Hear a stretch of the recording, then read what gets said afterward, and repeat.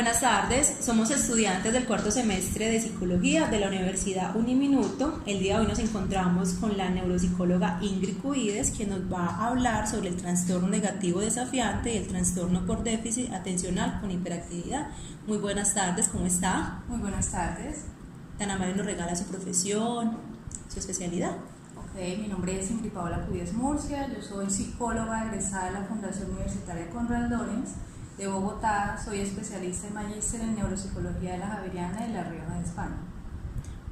Tan amable, entonces nos puede contar cómo es el proceso y cómo es el paso a paso para poder diagnosticar un trastorno negativo desafiante y el trastorno por déficit atencional con hiperactividad. Bueno, inicialmente es importante destacar estas dos patologías que se encuentran dentro del DSM-5, que es pues, el manual, es la Biblia para nosotros los psicólogos y para específicamente nosotros los neuropsicólogos, debido a los múltiples casos que nos llegan a consulta. ¿Sí? Recordemos que el trastorno de déficit atencional por hiperactividad e impulsividad es un trastorno de neurodesarrollo y el trastorno negativo desafiante es un trastorno conductual. ¿Sí? Y son importantes y me parece interesante la temática porque es importante que ustedes como estudiantes en formación en programa de psicología conozcan acerca de los criterios, ¿sí? Para lograr hacer un muy buen diagnóstico y lógicamente pues la intervención que se requiere para estas dos patologías. Bueno, ¿qué escala se aplica para poder describir el proceso? Bueno, entonces yo te voy a comentar qué hace un neuropsicólogo, ¿sí? Recuerden que la neuropsicología es una rama, sí, es una disciplina de la psicología que estudia propiamente los procesos cognitivos superiores, básicos y superiores del ser humano, ¿sí? ¿Cuáles son esos procesos? Atención, memoria, lenguaje, funciones ejecutivas, praxias, nopsias, ¿sí? Que de alguna u otra manera son los que interfieren lógicamente en el comportamiento del ser humano, ¿sí? Nosotros en neuropsicología hacemos tres pasos importantes en nuestra consulta. Primero, hacemos un proceso de valoración. Para nosotros, aparte de evaluar estos procesos cognitivos, tenemos en cuenta muchas otras variables importantes, como cuáles, los factores sociales, familiares, ¿sí? Los factores y el área pues, académica del estudiante, tenemos en cuenta rasgos emocionales y conductuales, su proceso de desarrollo, ¿sí? Definimos edades cronológicas y psicológicas porque eso nos permite y nos da unas pautas para determinar el promedio o no, si son normales o no en el sujeto. ¿Sí? Entonces hacemos un proceso de evaluación muy completa, pasamos posteriormente de acuerdo a la impresión diagnóstica, ¿sí? Que recogemos en nuestra entrevista, que inicialmente pues, se hace pues, si son menores de edad con el acudiente, el responsable, si el adulto responsable, ¿sí? Porque debe ingresar a consulta si es un menor de edad, un adulto responsable, ¿sí? Y si es un adulto pues, y está en las capacidades para hacerlo, pues ingresa a consulta solo. De todas maneras, en nuestro proceso de evaluación, que es el segundo paso, se va a requerir de las intervenciones de sus familiares, si es así, del docente, si son niños o adolescentes, ¿sí? En tal caso, dentro de ese proceso de evaluación que realizamos en neuropsicología, se aplica una serie de escalas, inventarios o pruebas clínicas, ¿sí?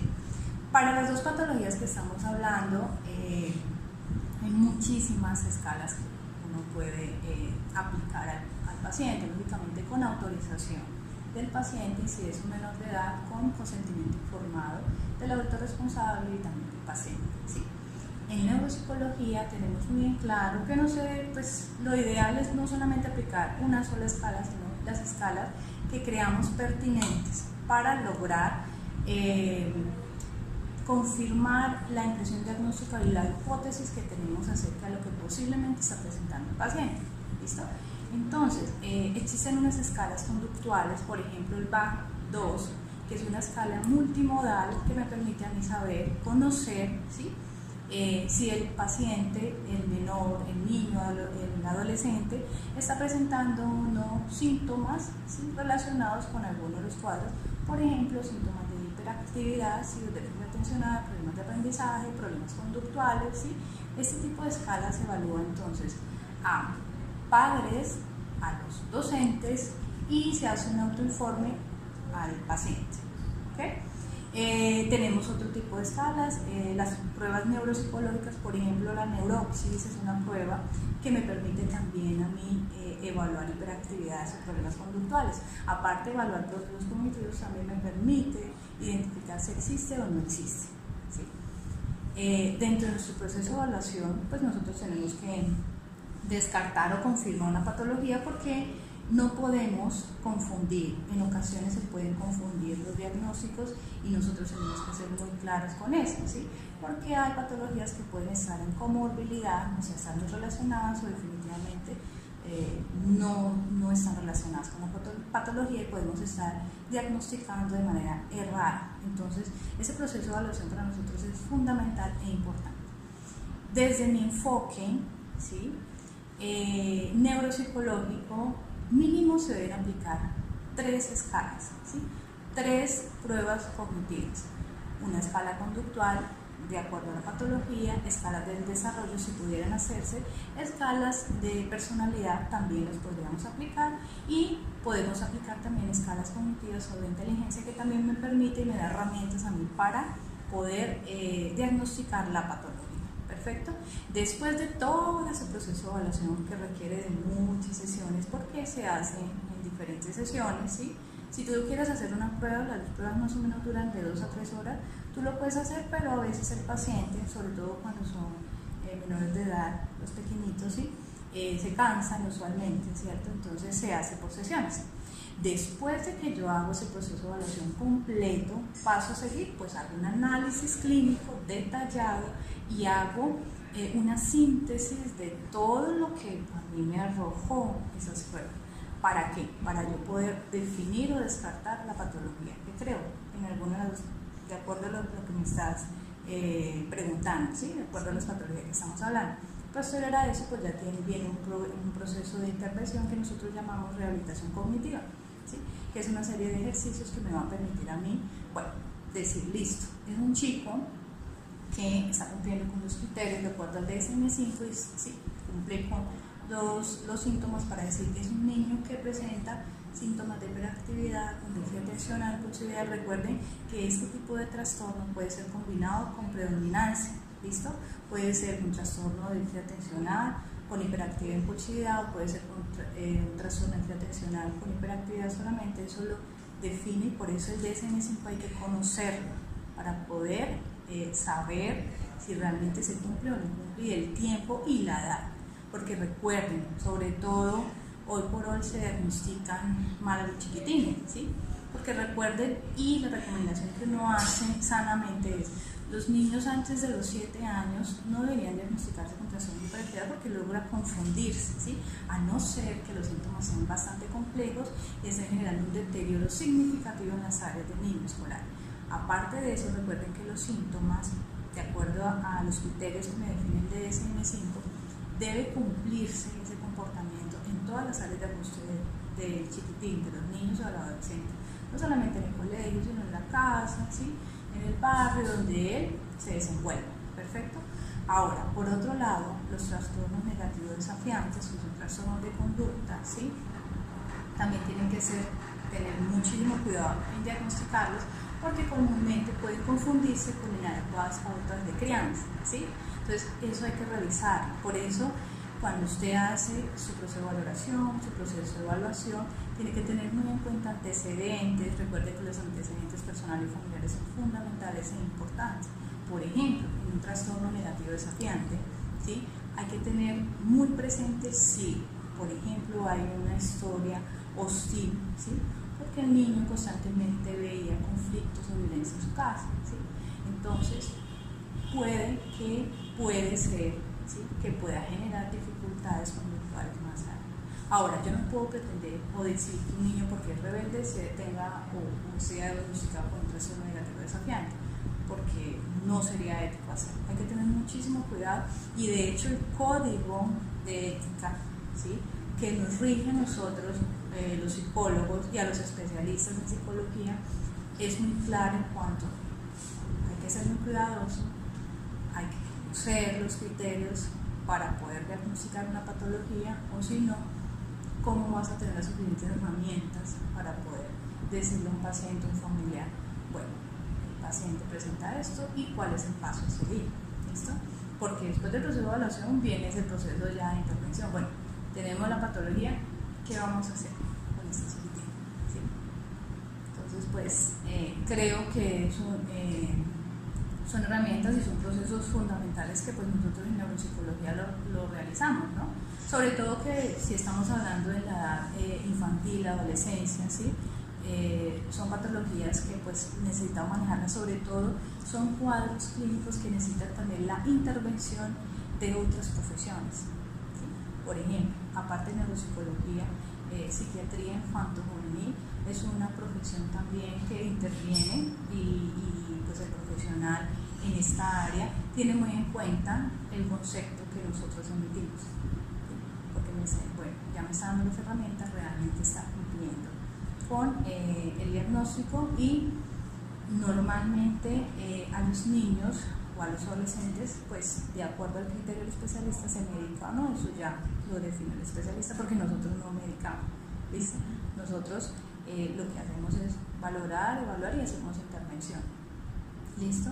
Es importante tener en cuenta que los procesos cognitivos que yo les hablaba, atención, lenguaje, memoria, funciones ejecutivas, praxis, sinopsia, ¿sí? Son importantes evaluarlas porque les voy a dar un ejemplo. Si un chiquitín tiene dificultades para evocar la información, ¿sí?, y usted se da cuenta que es un niño que tiene inestabilidad para sostener su atención durante el desarrollo de la actividad, ¿cómo va a guardar la información? ¿Cómo va a ser el paso a paso que normalmente hace el proceso cognitivo como tal memoria? Se supone que tú debes, ¿sí?, codificar, almacenar y evocar la información cuando la necesite. Y si el chiquitín, ¿sí?, no está prestando atención porque está en otras cosas, ¿sí?, pues ¿cómo le vas a preguntar más adelante por tal tema? ¿Sí? Ahora, si hay dificultades, por ejemplo, recuerden que en el lenguaje no solamente se evalúa la parte de la expresión, sino que se evalúa también la parte de la comprensión. Hay dos conceptos claves en el lenguaje que son conciencia fonológica y discriminación auditiva. Entonces, si un chiquitín a ti, ¿sí?, no te está comprendiendo lo que tú le estás diciendo, ojo porque hay algo, ¿sí?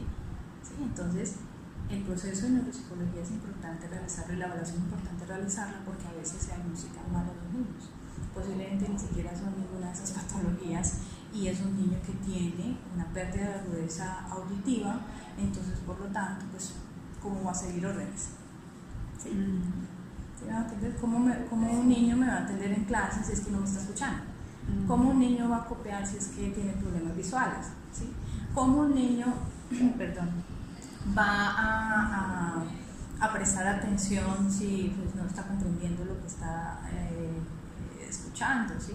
Porque uno puede escuchar, otro puede comprender, o sea, hay muchísimas cosas importantes de tener en cuenta, ¿sí? Fíjense la importancia de lo que nosotros hacemos en neuropsicología, que es un proceso muy bonito porque me encanta lo que realizo. Ya voy para 5 años en mi profesión, me gusta, me encanta, y pues yo los invito y me encanta también vincular a los padres de familia, ¿sí? Yo les enseño mucho a ellos, ¿okay? Cuando entrego de hecho los informes, les explico con detalle lo que hemos encontrado en el niño y cuál va a ser el proceso de intervención, porque entre el proceso de intervención, aparte del proceso que hace el neuropsicólogo, pues necesitamos de las intervenciones de otras profesiones, terapia ocupacional, terapia de lenguaje, ¿sí? Fisiatría, de acuerdo a lo que nosotros enunciamos. ¿Listo? Entonces, no sé de pronto otra pregunta que tengas. Ya por último sería cómo es la elaboración de la anamnesis. Bueno, entonces nosotros cuando llega nuestro paciente, ¿cierto?, en primera instancia en nuestro programa de valoración, realizamos una historia, tenemos que hacer una historia clínica muy completa, ¿listo? Datos personales de del paciente, la edad, la fecha de nacimiento, porque esa fecha de nacimiento es vital y fundamental para nosotros diagnosticar, por ejemplo, una patología. Aparte de eso, unas pruebas que nosotros realizamos en neuropsicología, pues debemos tener en cuenta la edad del paciente, ¿listo? Quién lo remitió, cuál es el motivo de consulta. Recuerde que el motivo de consulta es la palabra textual, las palabras textuales del paciente, o en tal caso del acudiente, ¿cierto? Los antecedentes, cuál es la situación actual, cómo se desenvuelven las diferentes áreas, ¿sí? Hacemos un análisis detallado de los antecedentes familiares, porque también es importante. De hecho, dentro de las patologías que estamos hablando, no podemos generalizar, ¿sí? Pero la parte hereditaria puede ser significativa en este caso. Entonces, en algunos estudios, porque no pasa en todos los casos, ¿sí? Por ejemplo, pacientes que se han diagnosticado, que son diagnosticados con trastornos de hiperactividad y impulsividad o déficit atencional, pueden ser heredados de algunos de sus familiares, ¿sí? Entonces, no se puede generalizar, pero puede suceder, ¿sí? Lo mismo que la otra patología. De todas maneras, es importante diagnosticarla a tiempo. Entonces, en nuestra historia clínica debemos tener muy en claro todos esos datos y aparte hacer un muy buen análisis, ¿sí? Realizar un muy buen examen mental, ¿sí? Si el paciente está educado, ¿sí? Cómo es el lenguaje, ¿sí? Si comprende, si su lenguaje es fluido. Entonces, todos estos datos me permiten a mí dar herramientas, porque aparte de eso yo doy una impresión diagnóstica, me digo, el paciente posiblemente, de acuerdo a lo que me dice su mamá, de acuerdo a lo que yo puedo evidenciar en consulta, posiblemente puede estar presentando tal patología. Mi impresión diagnóstica, por lo tanto mi hipótesis es tal, por lo tanto voy a hacer el proceso de evaluación y de ahí entonces se desencadena todo el proceso que nosotros realizamos como tal. Listo, profesora, muchísimas gracias por este espacio. Bueno, no, a ustedes, muchos éxitos. Gracias.